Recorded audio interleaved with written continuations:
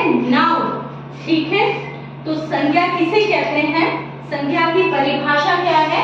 किसी व्यक्ति, वस्तु, स्थान या भाव के नाम को क्या कहते हैं? संज्ञा, ठीक है, समझ में आ गया। अब संज्ञा के 3 भेद हैं, कौन कौन से?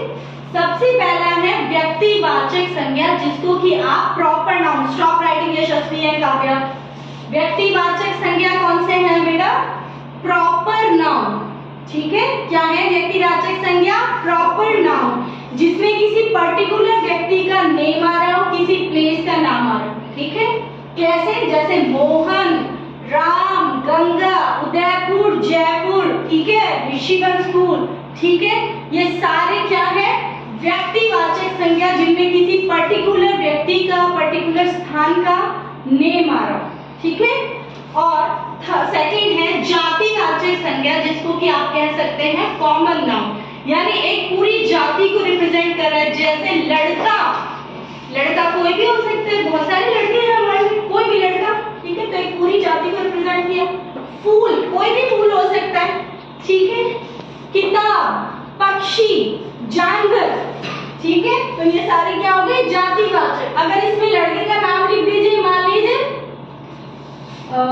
शिवराज, तो ये क्या हो जाएगा आपका? व्यक्तिवाचक। अब फूल में आपने लिख दीजिए गुलाब का फूल, तो क्या हो गया? ये व्यक्तिवाचक, ठीक है। आपने किताब लिख दी, जैसे हिंदी ग्रामर जो आप पढ़ रहे हो, व्याकरण लिख दिया, तो भी क्या हो जाएगा? व्यक्तिवाचक। या पक्षी, स्पैरो, आप कोई से भी पक्षी बोल दीजिए, पैरट बोल दीजिए, तो क्या हो गया? ये व्यक्तिवाचक, समझ में।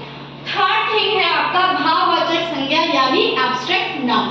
तो भाववाचक संज्ञा, अच्छा, जिसमें फीलिंग्स और इमोशंस आप बता रहे हो, यानी भावनाएं आप बता रहे हो, हिंदी में क्या कहेंगे?